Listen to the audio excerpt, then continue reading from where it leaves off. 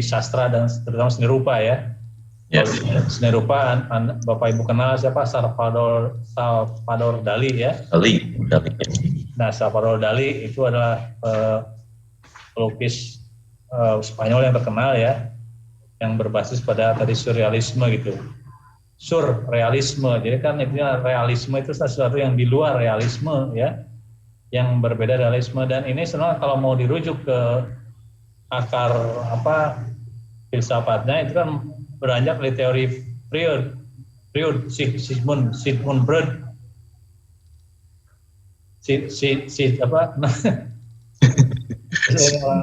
Sigmund Freud. Ya, Sigmund Freud ya. Yeah. Psikoanalisis Pak. Psikoanalisis ya, yang dia kata salah satunya adalah bahwa ya tentang tadi subconscious, artinya di bawah sadar Pak. Ya, di bawah sadar.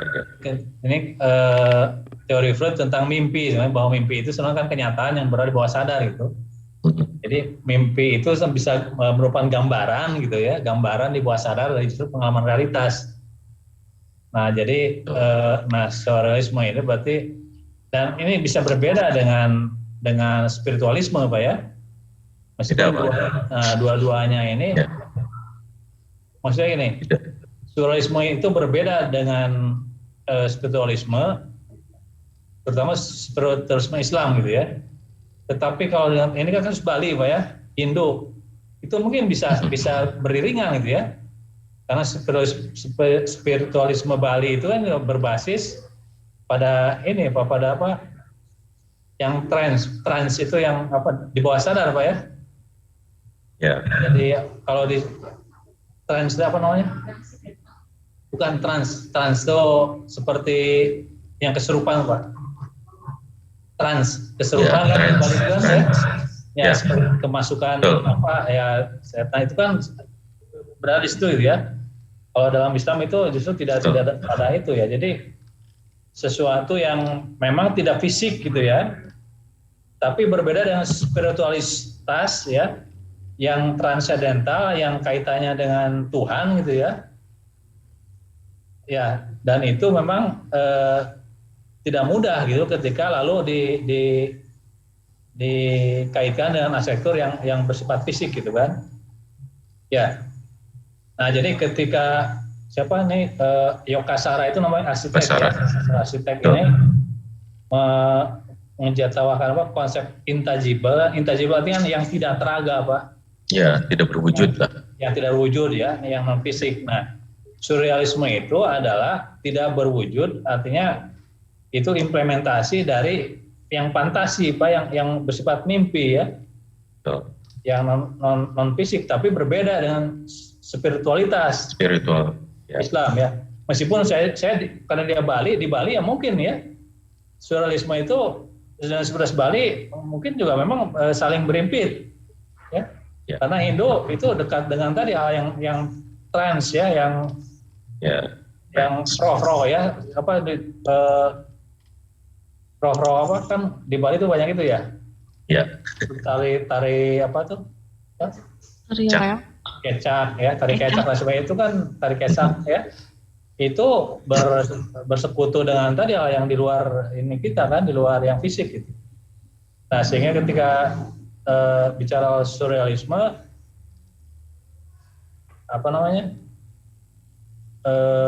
ya memang ini suatu yang tadi Pak, suatu yang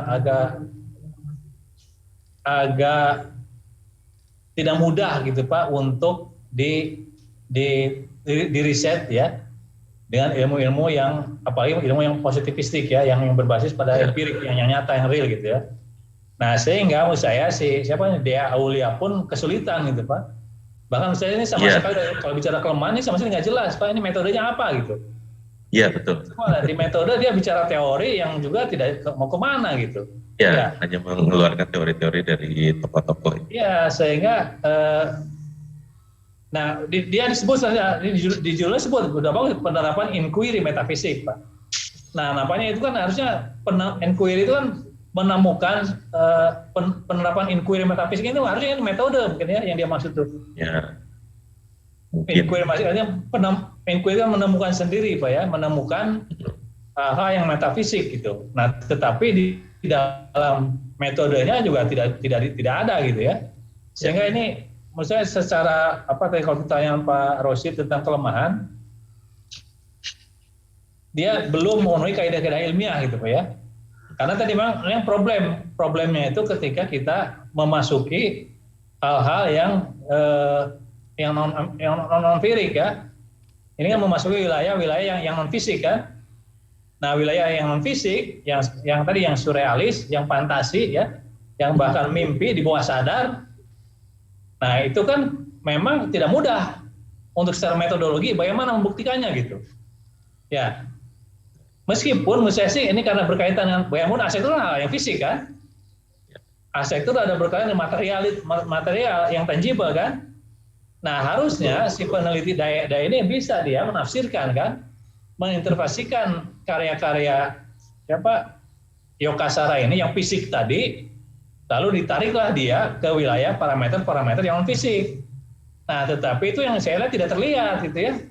Tidak terlihat hanya seperti pandangan yang subjektif gitu. Nah, itu yang tidak boleh gitu. Dalam riset itu pandangan itu harus diobjektifikasi, Pak. Betapapun dia penelitian menyangkut hal yang tadi yang subjektif, tetap dia harus diobjektifikasi ya. Harus punya syarat atau validitas ya, syarat konsistensi dan sebagainya gitu. Jadi menurut saya sih harusnya gitu dia ini melihat aspek fisik dari karya-karya Yora itu gitu ya. Kemudian dia bandingkan nih dengan unsur-unsur yang surrealisnya gitu ya. Ya. Jadi nah itu harusnya dijelaskan langkah-langkahnya, metodologinya gitu. Itu yang tidak ada di dalam metodologi ini gitu. Nah, oke, sebelum ke situ kita coba ini kita bahas satu persatu ya. Ya, tadi Pak Dwi sudah betul ya ketika ketika Pak di sini sudah ini soal ini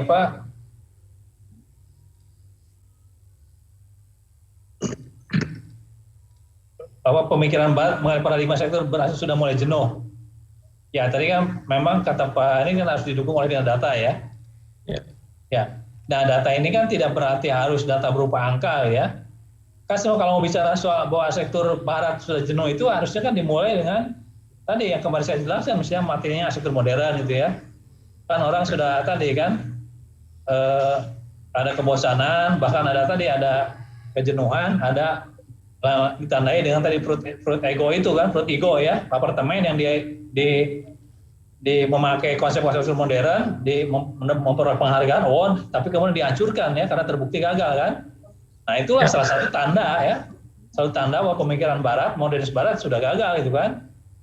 Sehingga muncullah kemudian konsep postmodernisme, dekonstruksi antara. Nah, cuma ini juga loncat ini ya. Misalnya dimulai munculnya tentang dekonstruksi ala timur. Yang mana dekonstruksi ala timur itu? Misalnya Charles Jeng pun kan tidak bicara soal dekonstruksi ala timur kan? Ya, dekonstruksi itu bagian dari postmodernisme adalah memang kritik terhadap modernisme kan, tapi kan tidak bicara soal timur sebagai jawabannya kan. Dekonstruksi itu hanya membongkar ide-ide modernisme, meskipun memang dia bisa merujuk kepada teori-teori yang merujuk pada nilai-nilai yang tradisional lama ya. Tapi tidak merujuk pada sektor timur, tidak merujuk pada itu. Sehingga kita menyebut dekonstruksi ala timur, siapa sih penggagasnya? Atau apa buktinya gitu? Ya, yang ada adalah memang dekonstruksi yang dimukakan oleh Charles Jeng gitu kan. Nah, ini pun tadi sudah dijelaskan oleh Pak Dwi ya, bahwa ini soal etika ya. Jadi yang penting itu bukan menyebut bukunya di dalam teks ya, tetapi tahunnya kan. Tahunnya gitu kan, nanti karena judul buku itu nanti ditelusuri di daftar pustaka kan. Ya. Jadi, nah ini justru tidak gitu kan, hanya menyebut judul, tahunnya tidak. Kemudian ya dengan hanya dua teori dari Zeng dan Fiedler gitu ya. memang tidak cukup komprehensif gitu ya dalam teori, justru dia masuk di metode penelitian anehnya gitu ya. Recording in progress. Ya, kan harusnya teori itu kalau dalam laporan riset mah ya ada bab pendahuluan, ada bab teori, ada metode kan. Nah, tetapi dalam artikel riset publikasi itu biasanya yang teori itu masuk di pendahuluan kan. Ya, sebagai bagian untuk memperkuat argumen-argumen di latar belakang gitu ya. Nah, ini agak aneh gitu ya, karena justru dia kemudian banyak membahas teori di metode gitu. Sehingga justru mengaburkan gitu, apa sih metodenya gitu kan. Ya. Jadi itu Pak Rosid ya. Nah, ini juga salah satu ini Pak. Jadi nampaknya ini kan dia mengutip Sarah ya. Sarah itu kan arsiteknya kan Pak ya. Nampaknya nih Sarah juga menulis kan. Dia menulis. Nah kan ini harusnya dijelasin ya. Si sumber data dari penelitian ini tadi misalnya ada konsep-konsep tulisan dari arsiteknya kan. Kalau ini kan ada nih ya 2011 Yokasara ini dia menulis kan. Nah itu harusnya dia misalnya sumber data kan, lalu karya-karyanya, artefak-artefaknya itu ya. Nah artefak-artefak itulah konsep-konsep dan artefak itu lalu harusnya dijelaskan bagaimana itu akan dikaitkan dengan mencari makna surrealismenya itu. Ya, nah ini yang tidak terlihat gitu. Dia hanya mengutip ini siapa Sarah itu ya, mengutip pendapat Sarah bahwa awalnya ya kalau yang istilahnya itu kalau ini bukan tentang fisik katanya, tapi ada apa yang ada di luar itu telah. Ya, jadi memang ketika orang melihat ya. Betul ya. Ketika orang melihat Bali, ya gitu kan, ya, mengalami Bali, ya arsitektur Bali, ya, memang lihat gunung, lihat laut. Ya, kita sendiri bisa merasakan, Pak ya, suasana mistisisme Bali kan, ya, bau dupa Bali kan, yang memang membuat mistisisme itu. Sehingga ketika mengalami Bali itu, Bali tidak hanya sesuatu yang physically ya, tetapi melihat sesuatu yang tadi yang di bawah sadar ya. Bahkan kalau Bapak bisa masuk juga ke pengalaman tadi kan, trans masuk ke budaya apa namanya, tari kecaknya ya, budaya tadi bau dupa, bunga-bunga itu kan memang Bali dengan spiritualisme Bali itu yang berbasis pada Hindu itu memang membawa ke alam yang surrealis kan, alam yang seolah maya ya, yang intangible, yang mimpi itu. Nah ini salah satu konsep dari Yokasara gitu kan. Ya. Meskipun ini juga Bapak ya, nanti ketika Bapak melakukan penelitian ini harusnya sudah tidak lagi kutipan langsung Pak. Ya. Kutipan langsung dalam bahasa Inggris ini lebih baik diparafrase Pak. Ya, jadi dikutip dengan kalimat sendiri gitu. Jadi kalau dia artikel bahasa Indonesia, sebenarnya tidak perlu lagi juga dengan menggunakan teks-teks bahasa Inggris langsung gitu ya. Juga dalam kalimat sendiri dalam bahasa Indonesia, tapi maknanya dapat gitu Pak. Ya, jadi dirumuskan dengan kalimat sendiri, merujuk para Sarah, tapi ditulis dengan bahasa Indonesia, sehingga dia tidak harus dalam kurung, tapi diparafrase gitu. Ya. Oke, jadi ini dasar pikiran Sarah seperti ini. Nah, cuma kan maksud saya harusnya, nah ini dari konsep Sarah ini kan bicara tentang artikel karya-karya Sarah kan. Nah, harusnya bagaimana ini konsep Sarah ini, ya, pandangan Sarah ini diwujudkan di dalam karya arsitekturnya. Nah, itu yang tidak ditelusuri gitu. Malah dia kembali kepada Antonov Leader, kembali kepada teori-teori umum di depan kan. Harusnya yang ini kan di depan ini, ya. Teori harusnya di depan, ya. Ya, sementara di sini harusnya di metode sudah bicara soal bagaimana menafsirkan, menginterpretasi karya Sarah dari aspek surrealismenya gitu ya. Nah, bagaimana caranya? Tadi teknik pengumpulan datanya bagaimana? Kan ya, misalnya dia memilih sara-sara yang apa saja itu harus dijelasin, Pak. Memilih subjek apa objek karya desain sara ya. Pemilihan objeknya bagaimana? Kan mungkin banyak nih karya-karya arsiteknya ya. Apakah semuanya? Misalnya kalau ini kan nampaknya tidak mungkin kuantitatif kan? Pasti dia ini kualitatif kan? Kualitatif. Ya, kualitatif karena dia interpretasi langsung pada artefak, tidak mungkin banyak. Dia harusnya dijelaskan bagaimana misalnya memilih objek karya asli saya yang dianggap paling mewakili ya. Mungkin 1-2 karya kan, itu risiko. Yang kedua bagaimana mengumpul datanya tadi kan, data artefaknya, apa melalui foto, melalui itu dan sebagainya. Nah kemudian instrumennya apa? Ya, kalian harusnya ada pada pedoman nih, pedoman. Mulai dari apa misalnya? Mulai dari konsep tadi, konsep ruangnya misalnya, atau konsep bentuknya, konsep strukturnya, konsep apanya, itu kan banyak itu parameternya ya. Nah, lalu ditafsir secara aspek parameter surrealismenya apa. Nah, itu misalnya yang sama sekali tidak clear di dalam metodenya ya. Karena di sini kan ya kemana-mana ini metodenya malah kembali ke teori gitu. Tapi tidak menjelaskan bagaimana itu dilakukan risetnya gitu ya.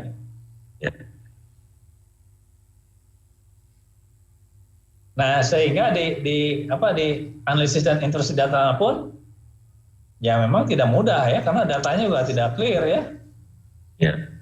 Ini kan kembali ke teori, Pak. Ya, maksudnya belum ada deskripsi datanya gitu ya. Tapi dia sudah langsung membahas ke teori gitu kan.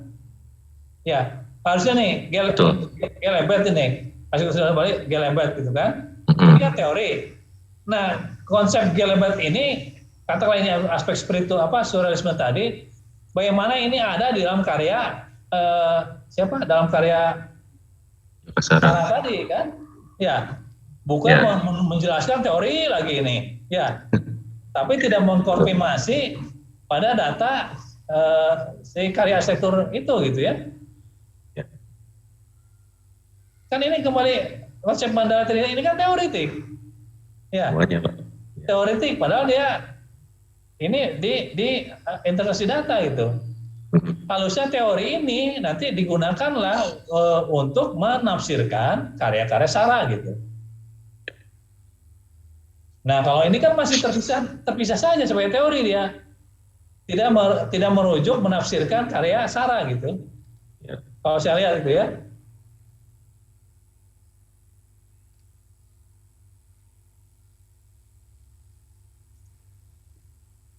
Nah, kalau diharmonisasinya tuh menurut saya sudah baik. Ya. Bapak begitu. Ya oke. Nah mungkin ini yang Pak ya, aplikasi ini ya, data base lokal. Nah sekarang ini yang dia nampaknya ini yang temuannya tuh ini Pak, yang aplikasi mengatasi lokal ke dalam karya. Nah ini saya kayak ini cuma ini yang tadi tidak jelaskan di misalnya kan ada konsep storytelling, Pak. Ya. Ya. Yang melakukan pendekatan storytelling seperti sebuah film atau teater.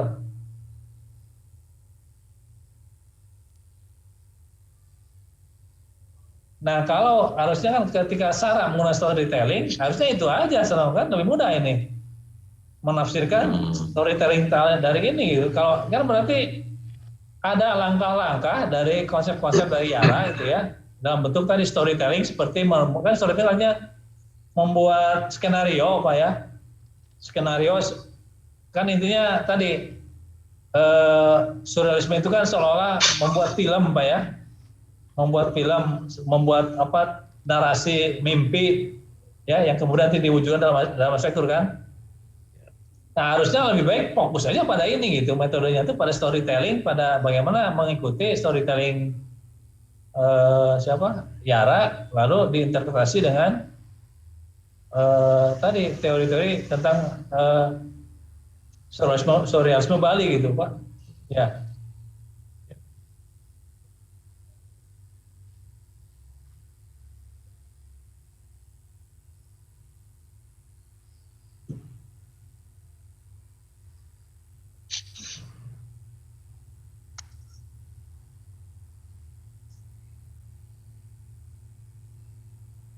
Ya, kalau secara ininya sudah cukup baik Pak ya. Cuma bagaimana untuk sampai pada sini itu yang tidak jelas di metodologi Pak.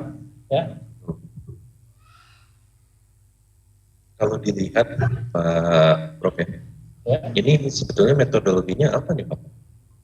Ya, itu yang tidak clear itu Pak. Dari Iya, iya. awal ini tidak clear itu bagaimana dia menafsirkan aspek surrealisme dari karya Aga ini, karena dari sini kan Ya, teori-teori, ya. betul semua Pak. Ya, instrumennya itu apa? Itu yang tidak clear gitu ya.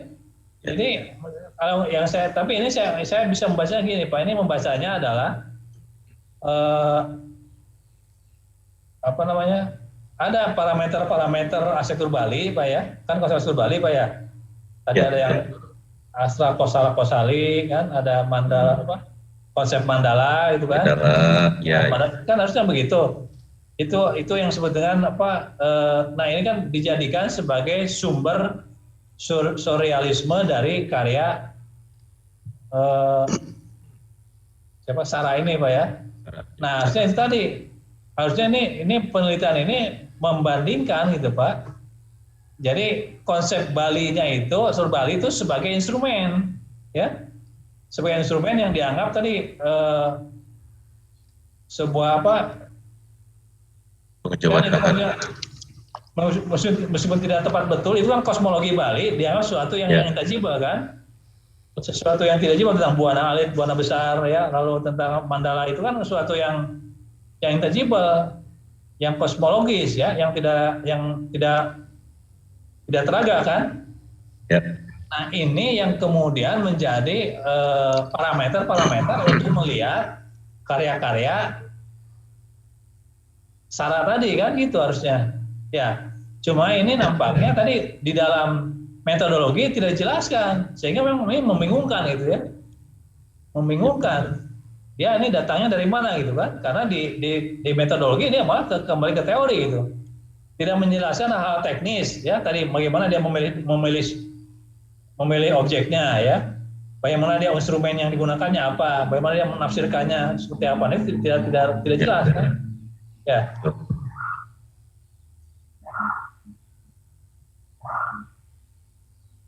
Mungkin itu Pak.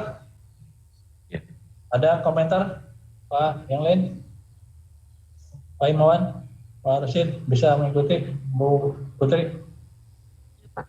Mau nanya Pak, Ya. kalau untuk metodologi di jurnal itu sebaiknya penyajiannya pakai bagan kerangka berpikir atau pakai paparan saja Pak? Oke. Ya gini Bu, jadi memang dalam artikel itu kan bagaimana kita kan memilih yang paling penting Bu ya. Kan artikel itu kan kita artikel itu bukan ringkasan dari riset ya.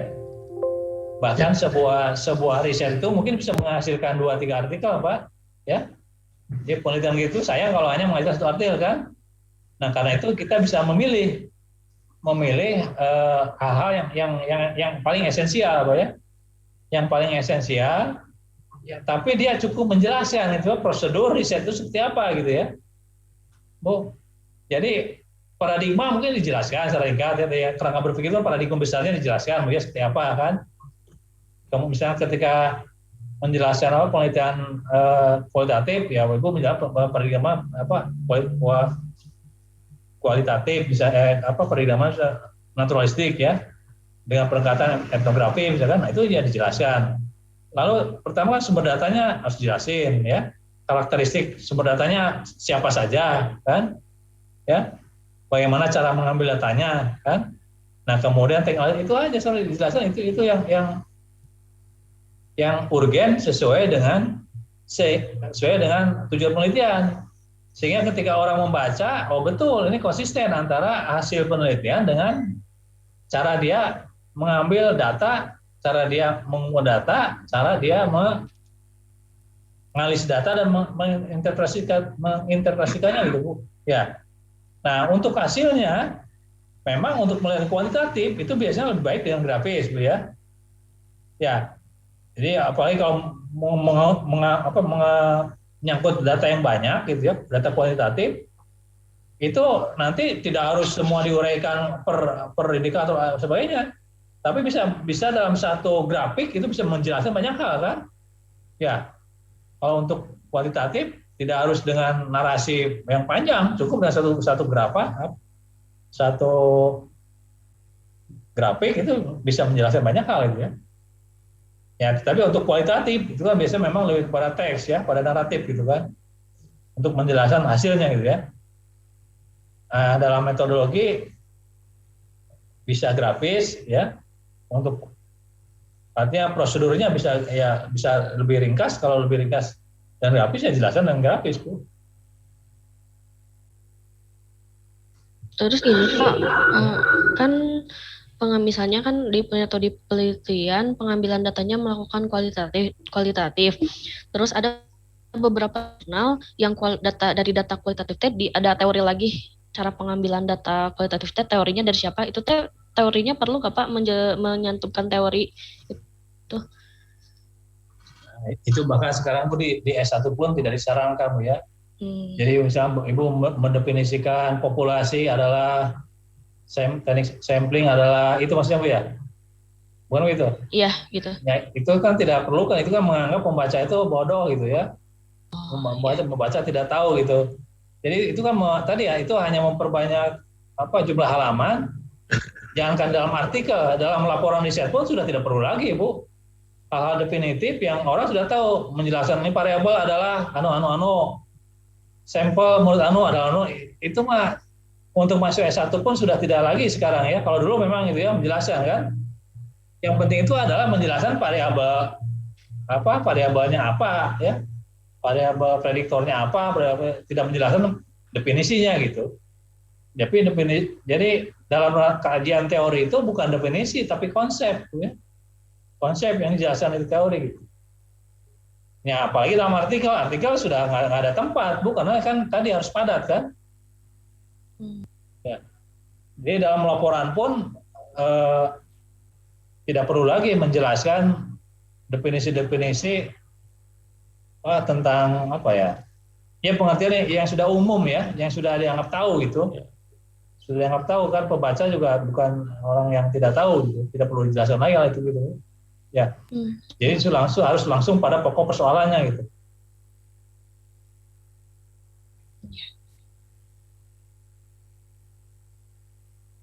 Oke, ada lagi? Iya Pak, makasih Pak. Pak Rosid masih ada, Pak Dwi, Pak Rimawan? Saya udah Pak.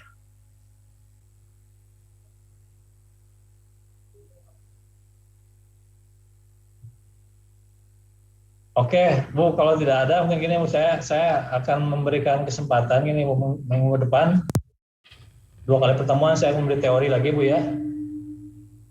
Memberikan teori tentang isu kontemporernya, bukan berteori, kita akan coba membahas isu-isu kontemporer Bu ya.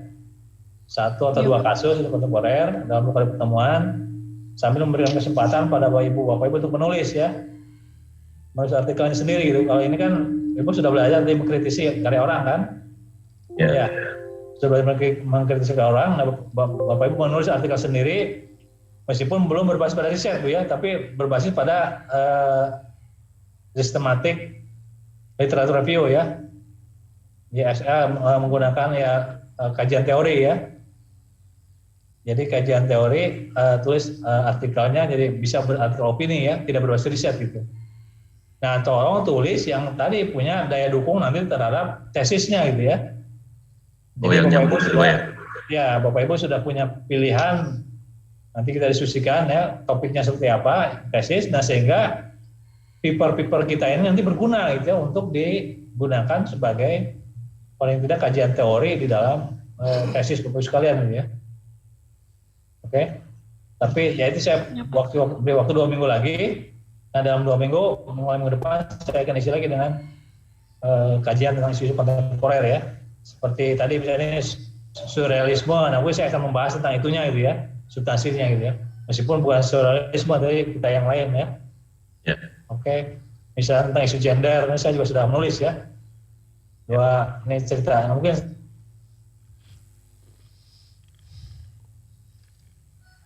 saya mau bertanya Pak. nge-freeze. Halo. Barlinya nge-freeze.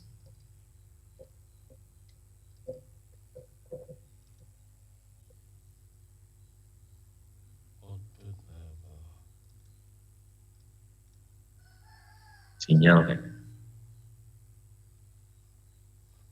Jadi bentuknya seperti apa ya Pak ya? Ininya tugasnya. Ya kayak tulisan barusan, kayak jurnal gitu, cuman berdasarkan ini literatur aja. Ya, literatur. Artikelnya ataupun tidak, tetapi yang jelas kedalaman analisisnya harus diperbaiki ya. Itu. Nanti itu yang analisis ini dikumpulkan dia pada saat UTS Pak ya, dia masih punya waktu.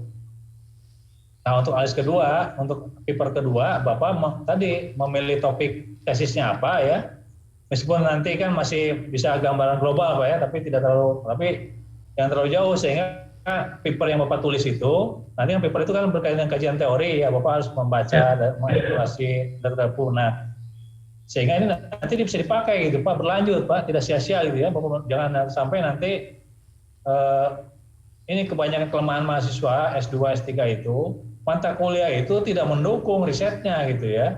Soalnya nanti ketika mulai menulis atau menulis tugas apa tesis, tesisnya mulai dari awal lagi gitu.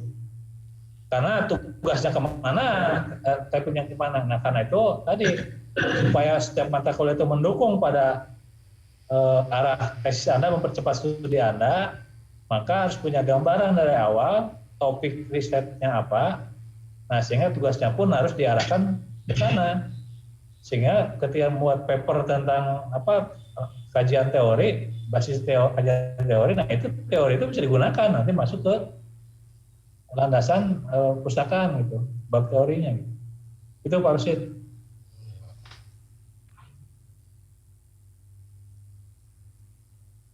Oke Pak, cukup Pak, Bu. Sementara cukup. Oke, saya kira Bapak sekalian, kalau ini pertemuan hari ini kita coba sampai sini dulu. Terima kasih atas kehadiran Bapak sekalian. Semoga tetap diberi kesehatan ya, semangat, produktif, dan ya dilimpahi rezeki yang banyak. Terima kasih. Assalamualaikum warahmatullahi wabarakatuh. Waalaikumsalam. Turun Pak Prof. Recording stopped.